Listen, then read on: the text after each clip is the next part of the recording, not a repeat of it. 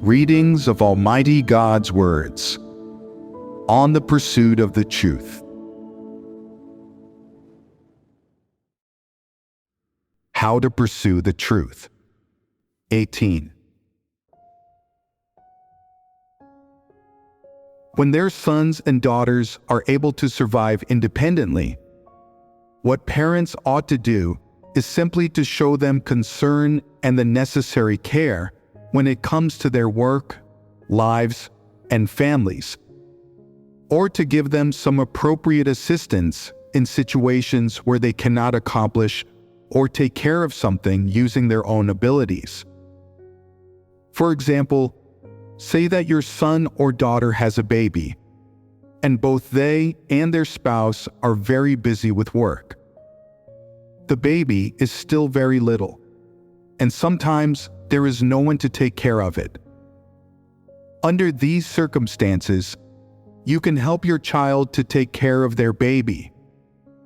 This is the responsibility of a parent, because they are your flesh and blood after all, and it would be safer for you to take care of their baby than for someone else to do it.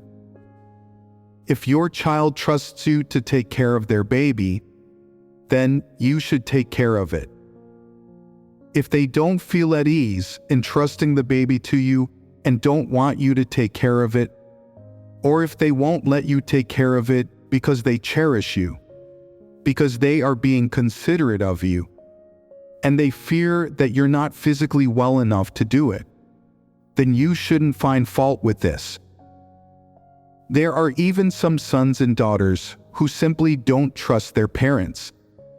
They think that their parents don't have the ability to care for a baby, that they only know how to spoil little children and not how to educate them, and that they are not careful when it comes to the food they eat.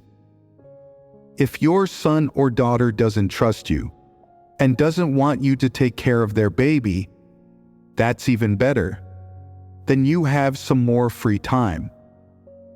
This is called mutual consent. Neither parent nor child interferes with the other, and they show consideration for one another at the same time. When their children need help, solicitude, and to be taken care of, parents just need to provide them with the appropriate and necessary concern, care, and financial support on an emotional level or in other respects.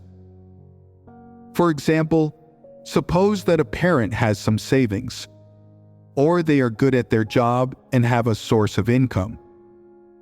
When their children need some money, they can help them a little if they are able to. If they are not able to, then it is not necessary for them to give up all of their possessions or to borrow money from a loan shark to help their children. They just need to do whatever is in the scope of their abilities to fulfill the responsibilities they have under the framework of kinship. There is no need for them to sell everything they have, or to sell their kidneys or blood, or to work themselves to death to help their children. Your life belongs to you. It was given to you by God, and you have your own missions. You possess this life so that you can fulfill those missions. Your children also possess their lives so that they can finish their life paths and complete their missions in life, not so that they can show you filial piety. Therefore, no matter whether their children are adults or not, the lives of parents belong only to the parents themselves. They do not belong to their children. Naturally, parents are not their children's free nannies or slaves. Regardless of what expectations parents have for their children, it is not necessary for them to let their children order them around arbitrarily without any compensation, or for them to become their children's servants, maids, or slaves. No matter what feelings you have for your children, you are still an independent person, You should not take responsibility for their adult lives, as though it were completely right to do so, just because they are your children. There is no need to do this. They are adults. You have already fulfilled your responsibility to raise them. As for whether they'll live well or badly in the future, whether they'll be wealthy or poor, and whether they'll live happy or unhappy lives, that's their own business. These things have nothing to do with you. You, as a parent, have no obligation to change those things. If their lives are unhappy, you are not obliged to say, "You're unhappy. I'm going to think of ways to fix this. I'll sell everything I own. I'll use up all my life's energy to make you happy." It's not necessary to do this. You just need to fulfill your responsibilities. That's all. If you want to help them, you can ask them why they're unhappy and assist them in making sense of the problem on a theoretical and psychological level. If they accept your help, that's even better. If they don't, you just need to fulfill your responsibilities as a parent, and that's it. If your children want to suffer, then that's their business. There's no need for you to worry or to feel upset about this, or to not be able to eat properly or sleep properly. To do so would be excessive. Why would it be excessive? Because they're adults. They should learn to manage everything they encounter in their lives themselves. If you feel concern for them, that's just affection. If you don't feel concern for them, then it doesn't mean that you're heartless or that you haven't fulfilled your responsibilities. They are adults, and adults must face adult problems and handle everything that adults ought to. They should not rely on their parents in all things. Of course, parents should not place responsibility on themselves for whether things go well with their children's jobs, careers, families, or marriages after they reach adulthood. You can feel concern about these things, and you can inquire about them, but you do not need to take complete charge of them, chaining your children to your side, taking them with you wherever you go, watching them wherever you go, and thinking about them. Are they eating well today? Are they happy? Is their work going well? Does their boss appreciate them? Does their spouse love them? Are their children obedient? Do their children get good grades? What do these things have to do with you? Your children can solve their own problems. You don't need to get involved. Why do I ask what these things have to do with you? By this, I mean that those things have nothing to do with you. You have fulfilled your responsibilities to your children. You have raised them into adults, so you should back off. Once you do, it won't mean that you'll have nothing to do. There are still so many things that you ought to do. When it comes to the missions that you need to complete in this life, aside from raising your children into adults, you also have other missions to complete. Aside from being a parent to your children, you are a created being. You should come before God and accept your duty from Him. What is your duty? Have you completed it? Have you dedicated yourself to it? Have you embarked on the path to salvation? These are the things that you should think about. As for where your children will go next, after becoming adults, how their lives will be, what their circumstances will be like, if they'll feel happy and cheerful. These things have nothing to do with you. Your children are already independent, both formally and mentally. You should let them be independent. You should let go, and you shouldn't try to control them. Whether in terms of formality, affection, or fleshly kinship, you have already fulfilled your responsibilities, and there is no longer any relationship between you and your children. There is no relationship between their missions and your missions, and there is no relationship between the life paths that they walk and your expectations. Your expectations for them and your responsibilities toward them have come to an end. Naturally, you shouldn't have expectations for them. They are them, and you are you. If your children don't get married, then in terms of your fates and missions, you are completely unconnected and independent individuals. If they do get married and start families, then your families are completely unconnected families. Your children have their living habits and lifestyles. They have their needs regarding their quality of life. And you have your living habits and your needs regarding your quality of life. You have your path in life, and they have their paths in life. You have your missions, and they have their missions.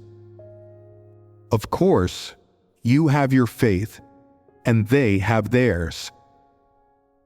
If their faith lies in money, prestige, and profit, then you are completely different people. If they have the same faith as you, if they pursue the truth and walk the path of salvation, then you are naturally still completely different individuals. You are you, and they are them. You should not intervene when it comes to the paths that they walk. You can support, help, and provide for them. You can remind and exhort them, but you do not need to interfere or get involved.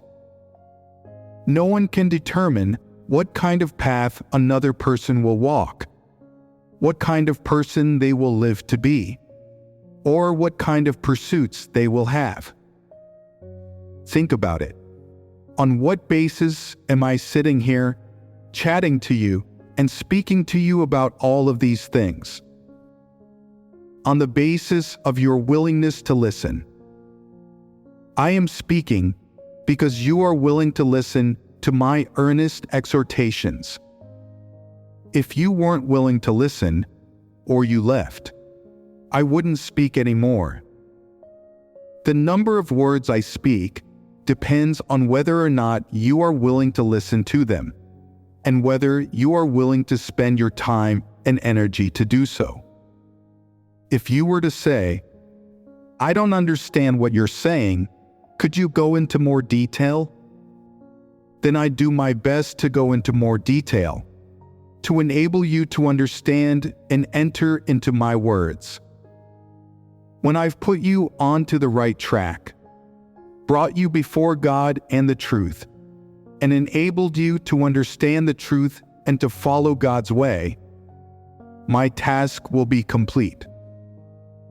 However, when it comes to whether you will be willing to practice my words after you hear them, or what kind of path you will walk, what kind of life you will choose, or what you will pursue, these things are none of my business.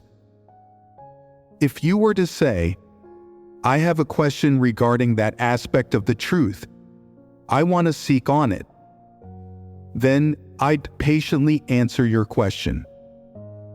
If you never wish to seek the truth, would I prune you because of that? I wouldn't. I wouldn't force you to seek the truth, or mock and make fun of you, and I certainly wouldn't treat you with a cold attitude. I would act as I had before. If you make a mistake in your duty or deliberately cause a disruption or a disturbance. I have my principles and my methods for handling you. You may, however, say, I don't want to hear you speak about these things, and I'm not willing to accept those views of yours. I'm going to keep performing my duty the way I always have. Then you must not violate the principles or the administrative decrees. If you do violate the administrative decrees, then I will handle you. But if you do not violate the administrative decrees, and you can behave yourself properly while living the church life, I won't interfere with you, even if you do not pursue the truth. I won't interfere when it comes to your personal life, what you want to eat, where, or which people you want to interact with. I grant you freedom in these regards. Why is that? I've spoken clearly to you about all of the principles and content regarding these matters. The rest depends on your own free choices. The path that you choose to walk depends on what kind of person you are. This is obvious. If you are not a person that loves the truth, who could force you to love it? Ultimately, every person will take responsibility for the path that they walk and the results that they come to bear. I do not need to take responsibility for this. If you pursue the truth, you do so voluntarily. If you don't pursue the truth, you also do so voluntarily. No one is holding you back. If you do pursue the truth, no one will be encouraging you, and you will not be given special grace or material blessings. I am just performing and fulfilling my responsibilities, telling you all the truths that you should understand and need to enter into. As for how you live your lives in private, I've never inquired about this or snooped into it. This is the attitude that I possess. Parents should also act like this toward their children. Adults have the ability to tell right from wrong. It is their business whether they choose right or wrong, whether they choose black or white, whether they choose positive things or negative things. This depends on their inner needs. If a person's essence is evil, they won't choose positive things. If a person strives to be good, and they possess humanity, the awareness of conscience, and a sense of shame, they will choose positive things. Even if they are a bit slow to do so, eventually they will embark on the right path. This is inevitable. Therefore, parents should have this kind of attitude toward their children, and not interfere with their children's choices. The requirements that some parents have for their children are: our children ought to embark on the right path. They should believe in God, abandon the secular world, and give up their jobs. Otherwise, when we enter the kingdom, they won't be able to get in and will be separated from them. It would be so wonderful if our whole family could enter the kingdom together. We could be together in heaven as we are here on earth. While we're in the kingdom, we mustn't leave one another. We must stay together throughout the ages.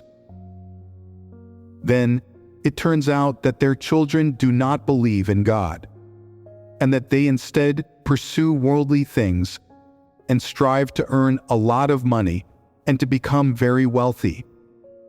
They wear whatever is fashionable. They do and talk about whatever is trendy, and they do not fulfill their parents' wishes. As a result, these parents feel upset. They pray and fast because of this, fasting for a week, 10 days, or a fortnight, and put in a lot of effort for the sake of their children in this matter. They are often so hungry that they feel dizzy, and they often pray before God while weeping. But no matter how they pray or how much effort they put in, their children are unmoved and do not know to wake up. The more their children refuse to believe, the more these parents think, "Oh no, I've failed my children. I've let them down. I haven't been able to spread the gospel to them, and I haven't brought them with me onto the path of salvation. Those fools. It's the path to salvation." They are not fools. They just do not have this need. It is these parents who are fools for trying to force their children onto this path, isn't it? If their children had this need, would it be necessary for these parents to speak about these things? Their children would come to believe by themselves. These parents always think, "I've let my children down. I encouraged them to go to college from a young age, and since they went to college, they haven't turned back.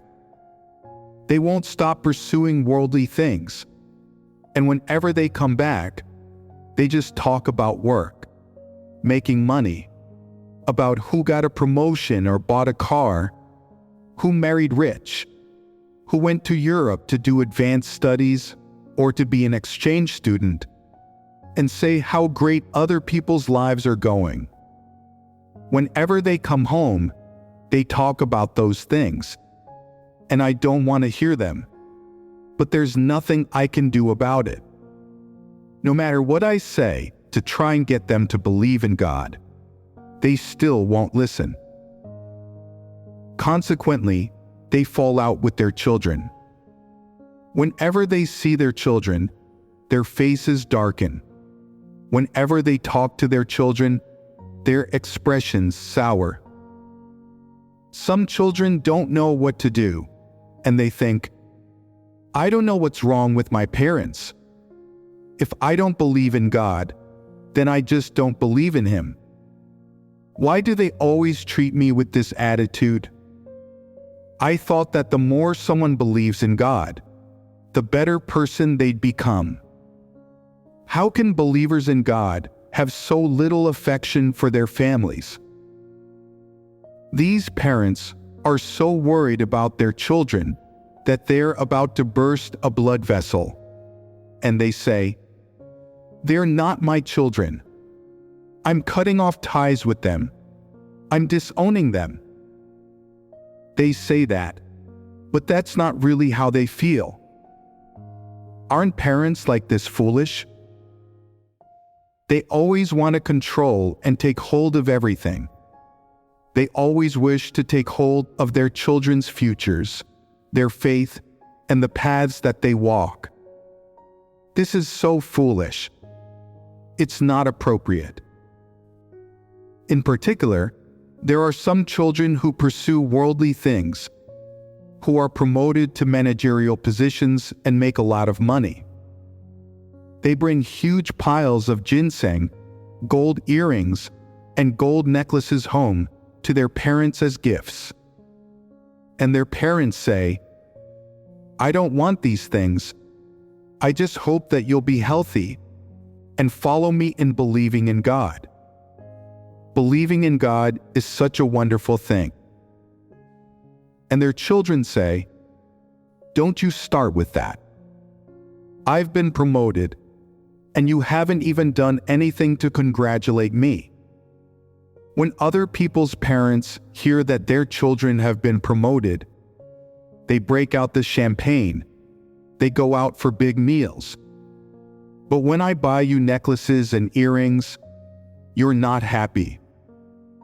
In what way have I let you down? You're just sulking because I don't believe in God.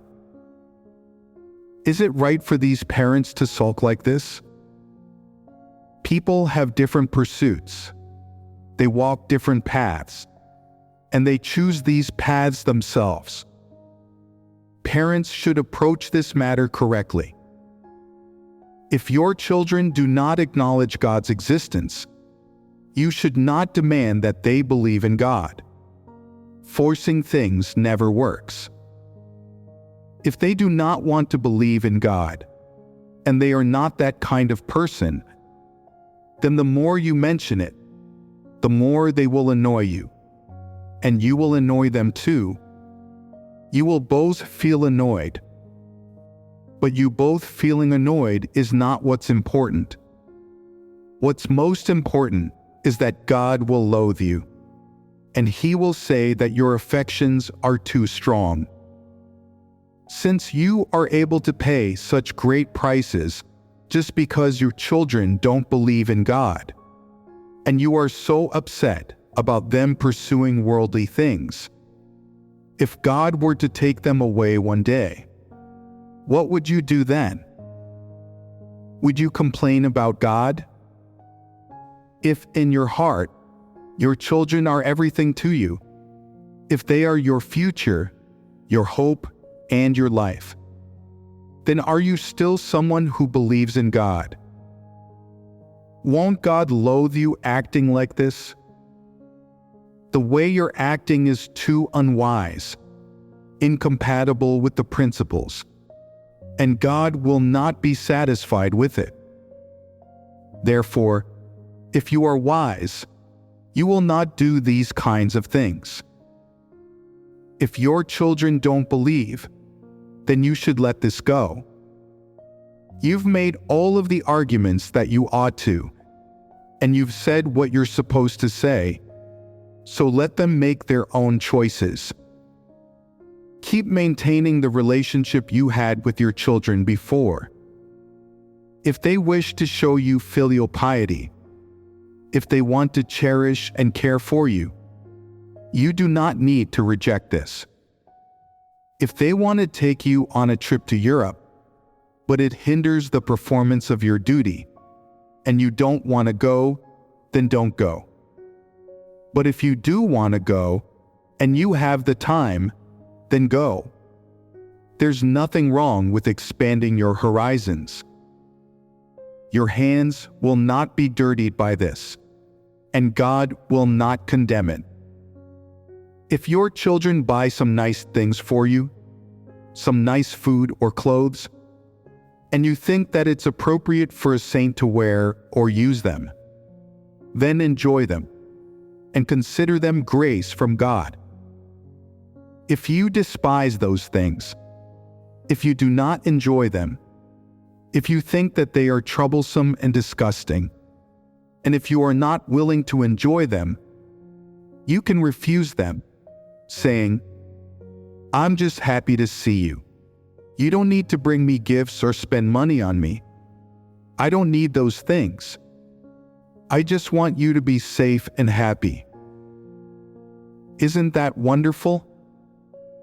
If you say these words, and you believe these things in your heart, if you really don't require your children to provide you with any material comforts, or to help you to bask in their light, then your children will admire you, won't they?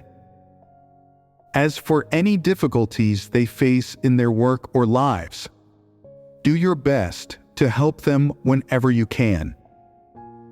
If helping them would impact your performance of your duty, you can refuse. That is your right. Because you no longer owe them anything, because you no longer have any responsibilities toward them, and they are already independent adults, they can manage their own lives. You do not need to serve them unconditionally or at all times. If they ask for your help, and you are not willing to assist them, or if doing so will hinder your performance of your duty, you can say no. That is your right. Though you have a blood tie to them, and you are their parent, this is only a relationship of formality, blood, and affection. In terms of your responsibilities, you have already been freed from the relationship with them. So, if parents are wise, they won't have any expectations, requirements, or standards for their children after they reach adulthood. And they will not require that their children act in a certain way, or that they do certain things from the perspective or position of a parent, because their children are already independent. When your children are independent, it means that you've fulfilled all your responsibilities to them. So, no matter what you do for your children when the circumstances permit, whether you show them solicitude or care, it is merely affection, and it is superfluous. Or if your children ask you to do something, that is also superfluous. It is not something you are duty-bound to do. You should understand this. Are these things clear? Suppose that one of you were to say, "I can never let go of my children. They were born with weak constitutions, and they're innately cowardly and timid. They also don't have very good caliber, and they're always bullied by other people. I can't let go of them." You not being able to let go of your children does not mean that you haven't finished fulfilling your responsibilities toward them. It is merely an effect of your feelings. You may say, "I'm always worried and thinking about whether my children have been eating well, or if they're having any stomach problems. If they don't eat meals at the proper times and keep ordering takeout food on a long-term basis, will they develop stomach problems? Will they get some kind of illness? And if they're sick, will there be anyone to take care of them, to show them love? Do their spouses show concern for them and take care of them?" Your worries simply arise from your feelings and the blood tie that you have with your children, but these are not your responsibilities. The responsibilities that God has imparted upon parents are just the responsibilities of raising and caring for their children before they reach adulthood. After their children become adults, parents no longer have any responsibilities toward them. This is looking at the responsibilities that parents should fulfill from the perspective of God's ordination. Do you understand this? No matter how strong your feelings are, or when your parental instincts kick in, this is not fulfilling your responsibilities. It is merely the effect of your feelings. The effects of your feelings do not derive from the reason of humanity, or the principles that God has taught man, or man's submission to the truth, and they certainly do not derive from man's responsibilities. Instead, they come from man's feelings. They are called feelings. There is just a little bit of parental love and kinship mixed in with this. Because they are your children, you worry about them constantly, wondering whether they are suffering out there and whether they are being bullied. You wonder whether their work is going well and whether they are eating their meals at the proper times. You wonder whether they have contracted an illness and whether they will be able to afford their medical bills if they do get sick.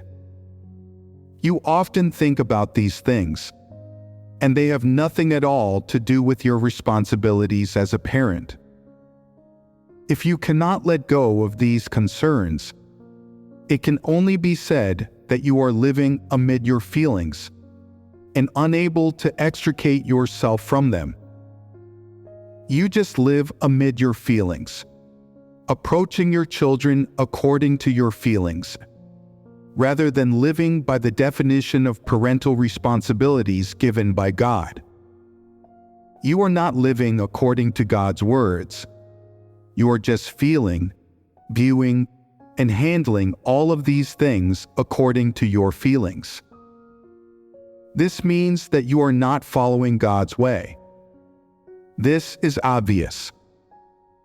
Your parental responsibilities, as taught to you by God, ended the moment that your children reached adulthood. Isn't the method of practice that God taught you easy and simple?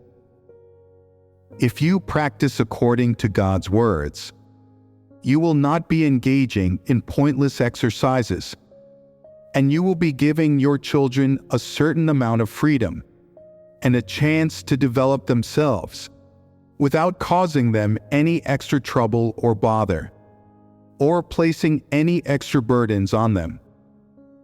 And since they are adults, doing so will allow them to face the world, their lives, and the various problems that they encounter in their daily lives and existences with the perspective of an adult's independent methods for handling things and viewing things, and an adult's independent worldview. These are the freedoms and rights of your children. And even more so, they are the things that they should do as adults. And these things have nothing to do with you. If you always want to get involved with these things, then that's quite nauseating. If you always want to willfully insert yourself into these things and to interfere with them, then you will have caused a disturbance and destruction. And ultimately, not only will things turn out contrary to your wishes, even more so, you will make your children feel averse toward you, and your life will be quite tiring too. In the end, you will be full of grievances and complain that your children are not filial, obedient, or considerate of you.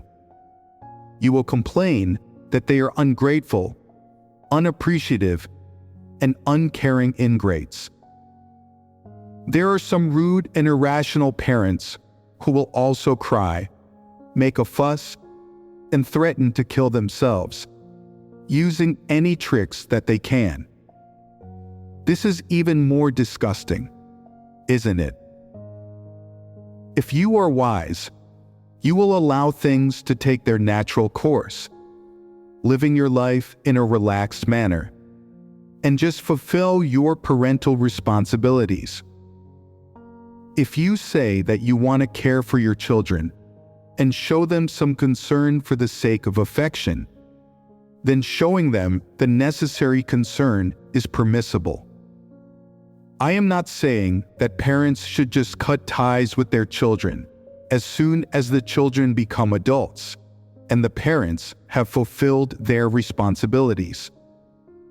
Parents shouldn't completely neglect their adult children.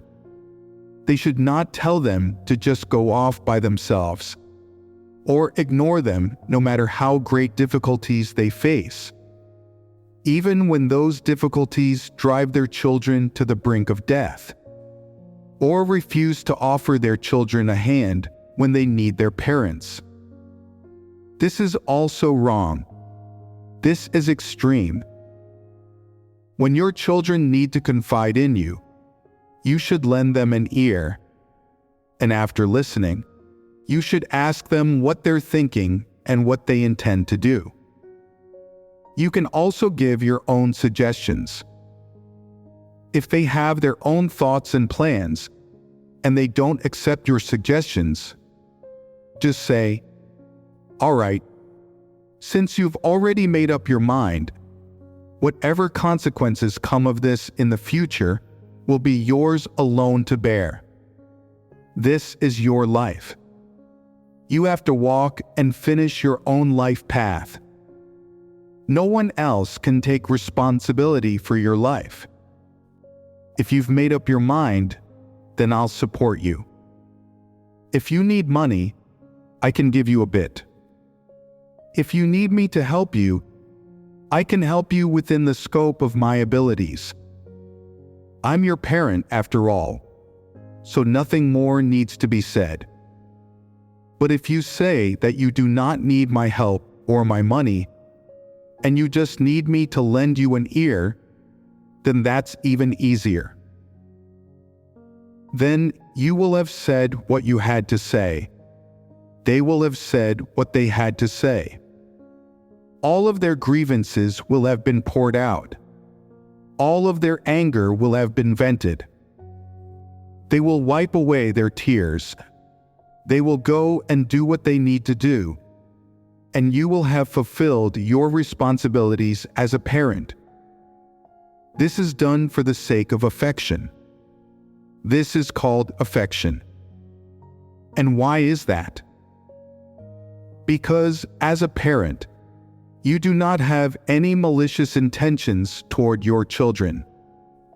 You will not harm them, plot against them, or mock them. And you certainly will not make fun of them for being weak and incompetent. Your children can cry, vent, and complain in front of you without restraint, as though they were little kids.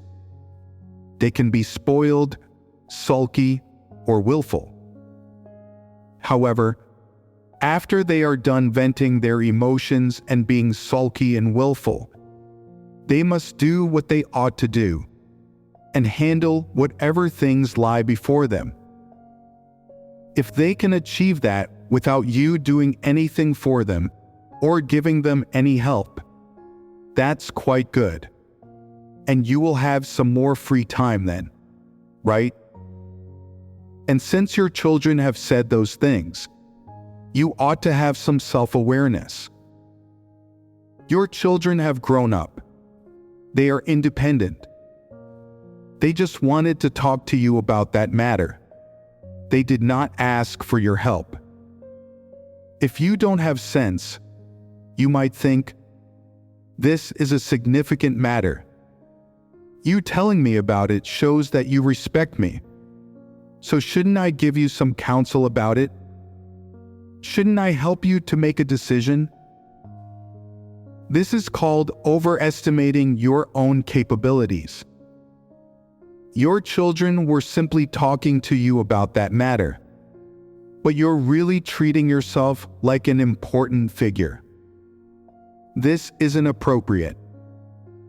Your children told you about that matter because you're their parent, and they respect and trust you. In reality, they've had their own ideas about it for some time, but now you keep wanting to intervene in it. That's not appropriate. Your children trust you, and you must be worthy of that trust. You should respect their decision and not get involved in the matter or interfere with it. If they want you to get involved, you can do so. And suppose that when you do get involved, you realize, oh, this is so much trouble. This will impact my performance of my duty. I really can't get involved in this. As a believer in God, I can't do these things. Then you should hurry to disengage from that matter.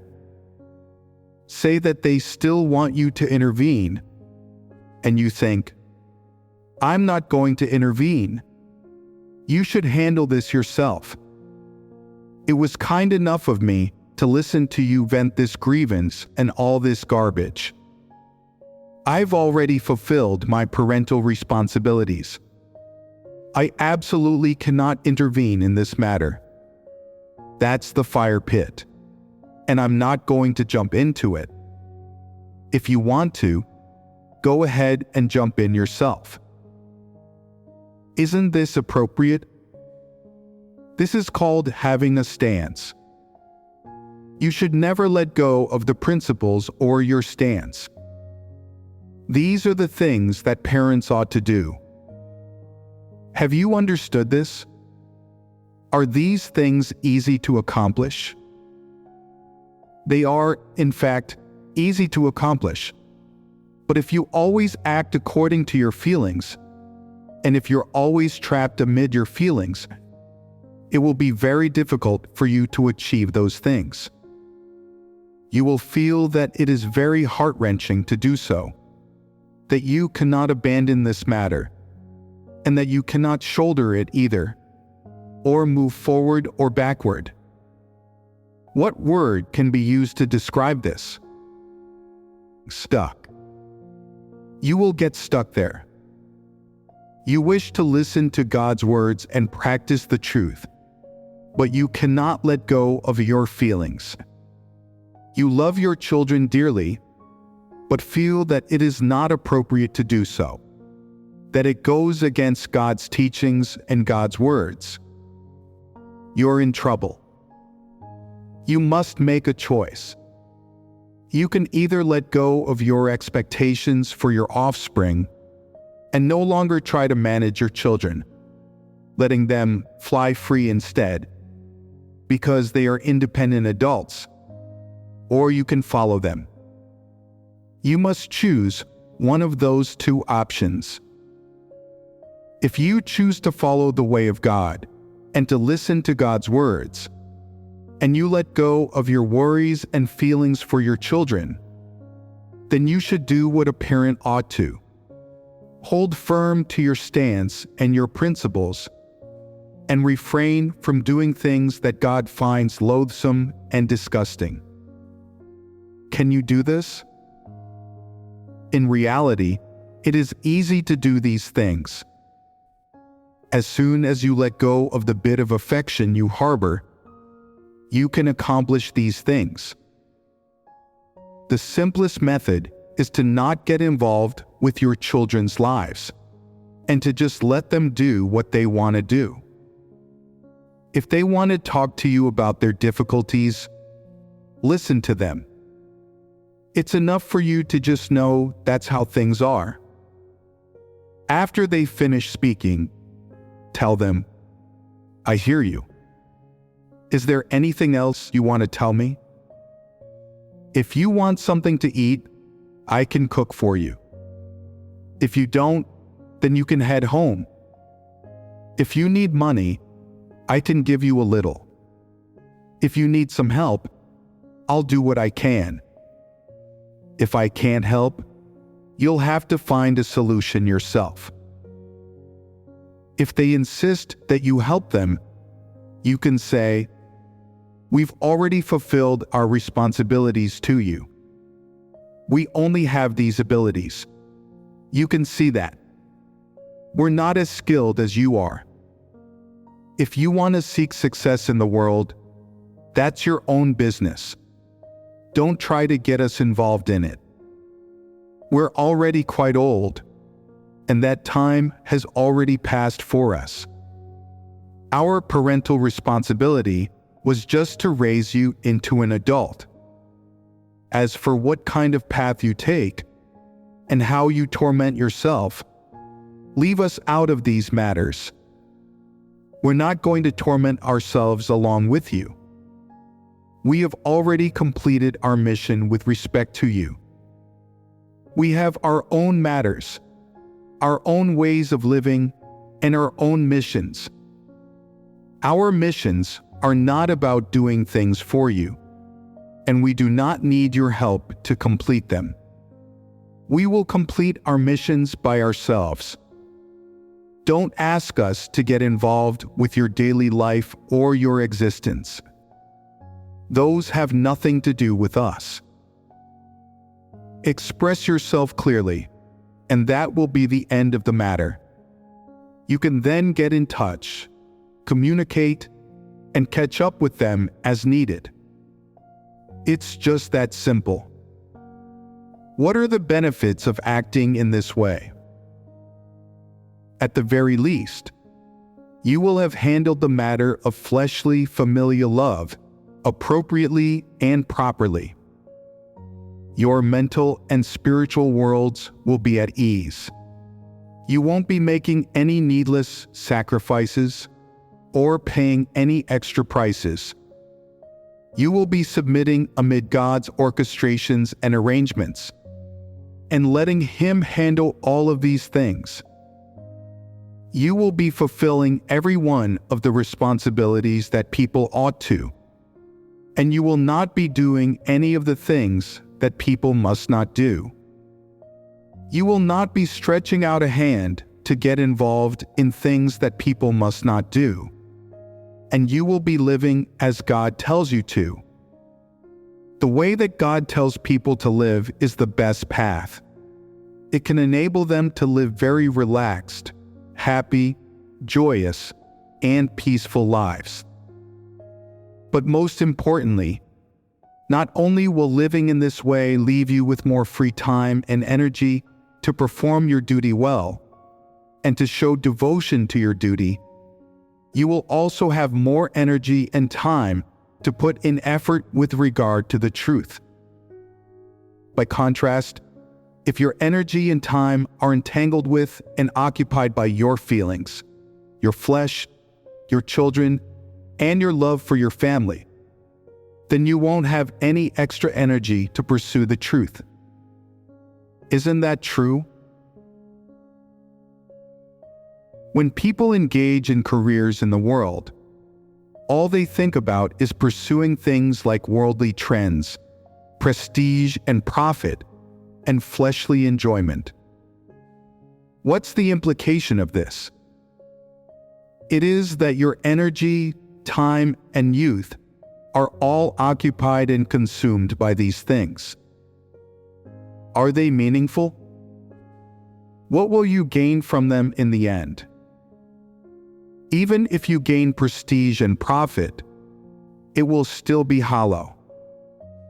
What about if you change your way of living? If your time, energy, and mind are only occupied by the truth and the principles, and if you only think about positive things, like how to perform your duty well, and how to come before God, and if you expend your energy and time for these positive things, then what you gain will be different. What you gain will be the most substantive benefits. You will know how to live, how to comport yourself, how to face every kind of person, event, and thing. Once you know how to face every kind of person, event, and thing, to a large extent, this will enable you to naturally submit to God's orchestrations and arrangements. When you can naturally submit to God's orchestrations and arrangements, then, without even realizing it, you will become the kind of person that God accepts and loves. Think about it. Isn't that a good thing? Perhaps you do not know this yet, but in the process of you living your life, and of you accepting God's words and the truth principles, you will imperceptibly come to live, to view people and things, and to comport yourself and act according to God's words. This means that you will unconsciously submit to God's words, submit to His requirements, and satisfy them. Then you will have already become the kind of person that God accepts, trusts, and loves, without you even knowing it. Isn't that great? Therefore, if you expend your energy and time to pursue the truth and to perform your duty well, what you gain in the end will be the most valuable things. Conversely, if you are always living for the sake of your feelings, the flesh, your children, your work, and prestige and profit, if you are always entangled in these things, what will you gain in the end? Just avoid. You won't gain anything at all, and you will stray further and further from God, and eventually be thoroughly spurned by God. Then your life will be over, and you will have lost your chance at salvation. Therefore, Parents should let go of all their emotional worries, attachments, and entanglements regarding their adult children, regardless of what expectations they have for them. They shouldn't place any expectations on their children on an emotional level from the status or position of a parent. If you are able to accomplish these things, that's wonderful. At the very least, you will have fulfilled your parental responsibilities, and you will be an adequate person who just so happens to be a parent in the eyes of God. No matter what human perspective you view this from, there are principles for what people ought to do, and the perspective and stance that they ought to adopt. And God has standards regarding these things. Isn't that right? Let's conclude our fellowship here on the expectations that parents have for their offspring and the principles that they ought to practice when their children reach adulthood. Goodbye.